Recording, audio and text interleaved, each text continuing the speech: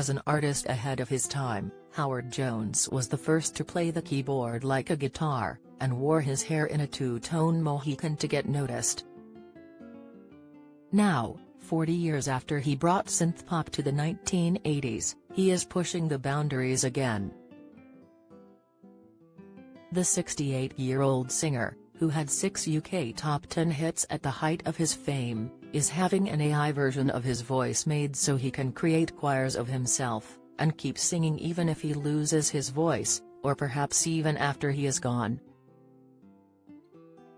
The technology may have been causing more concern than excitement, but Howard says he is embracing it, albeit with some precautions. He says, "I still try to keep up with new technology, but this is the thing I'm very excited about. My friend, BT, who is an American electronic artist, is making the AI version of my voice. I'll be able to use it in the studio to create choirs and different extensions of the voice. I can't wait to use that." He admits it could keep him singing after age affects his voice, but says, it isn't primarily for longevity. If you lose your voice, or in the studio you need to fill in a part that's in your head, you can call on the AI version. But he concedes there is a worrying side to AI. He says, "We're trying to make sure the sound of my AI voice is protected. It will have stuff embedded in it, so if someone gets hold of it they can't use it without permission. I don't think AI can come up with original things. It can copy and mix things from the past, but can't really do the thing that pop music has always done, and come up with something completely new. We're kind of almost there.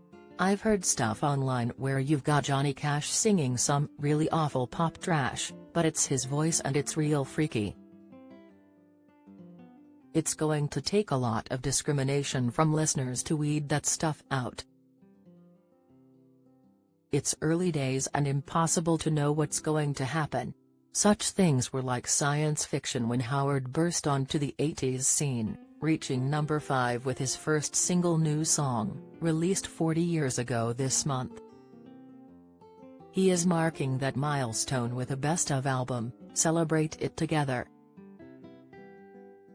Back in 1983, he went from playing gigs at his local pub in High Wycombe, Bucks, and even selling fruit and veg to make ends meet, to being a star with hits on both sides of the Atlantic. His electronic pop was groundbreaking and no one had ever seen anyone wear a keyboard like a guitar. Howard, who started piano lessons aged 7, says, "I wanted to be mobile when I was playing, so I got a Prodigy keyboard and strapped it around my neck. I don't know if anyone had done it before, but I had to get away from the keyboard and move around. Then Yamaha came out with a keyboard that allowed me to do that. I'm not sure if I inspired them to make it. I made it into a bit of a trademark." His other trademark, the colorful Mohican, was also born out of necessity. He says, "I was playing piano in the corner of a pub in Oxford one day and nobody was paying attention to me. I was invisible, and I thought, I need to change this. So I got the train up to London and walked into the first salon I found and said, I really want something done with my hair. And she said, I've always wanted to give someone a David Bowie. I'd never had my hair properly cut, my dad used to cut my hair. She gave me this amazing two-tone red and blonde hairdo. I walked out of there a different person." The hairdresser, Lisa Boney, ended up his personal stylist, following him as he toured around the world. Success came thick and fast. In 1984, his song Like to Get to Know You Well was played at the opening of the Los Angeles Olympic Games and became a worldwide hit. A year later, he sang with Stevie Wonder at the Grammy Awards, performed at Live Aid, and packed venues such as Madison Square Garden in New York. His biggest hit was a re-released version of No One Is to Blame, which Phil Collins produced, played drums on and did backing vocals for, and was one of Howard's 2 #1 hits in the US. Howard says one highlight of his career was meeting David Bowie backstage at Live Aid. He says, "I was making my way back to the stage and he turned to me and said, 'Hello, Howard, I hear you're doing really well in America.' I almost fell over. I hadn't realized he was there, and he knew who I was. It was one of the greatest moments of my life. But when the 1980s ended, Howard suddenly found himself shunned." He says, "It was tough. The biggest shock was Warner Brothers not wanting to re-sign me after 5 albums. Suddenly it was like, what am I going to do? In the 90s nobody wanted to know you. You couldn't get gigs, MTV wouldn't play your videos anymore. It was a shock. I did a gig in Switzerland in 1991 and just 7 people turned up. It was just a few years after doing Madison Square Garden. I had 6 weeks of being very depressed. Then I thought, I want to keep doing music anyway, to keep learning and keep getting better.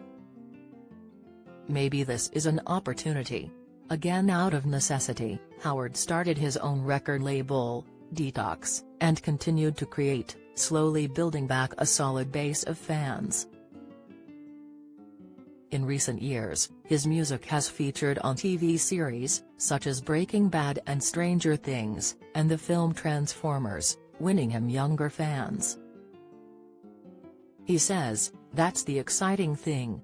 I suddenly started seeing much younger people in the audience. They're discovering me for the first time, which is amazing." He still strives to innovate, and no longer takes part in the 80s music festivals. He says, "I kind of ran out of steam with the 80s nostalgia stuff." Howard, who has been a practicing Buddhist for 26 years and a vegetarian for 42 years, is still happily married to his wife Jan, who he wed in 1977. They have 3 grown-up children. Jan got Howard through the highs and lows, and he recalls one incident that changed his career. He says, "It was back in the days when I was doing a few gigs a week and we were trying to earn money in any way we could, so we did a fruit and veg round. One night a drink driver smashed into the van. Jan got trapped underneath and damaged her back. When she got the compensation money she said she wanted to give it to me to buy my equipment. It was a pivotal moment when I realized both of us could have died that night. It was the moment we said, we've got no time to waste, there is no plan B.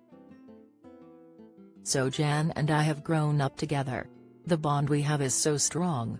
Celebrate it together." The very best of Howard Jones 1983 to 2023, out now. Follow Mirror Celebs and TV on Snapchat, Instagram, Twitter, Facebook, YouTube and Threads.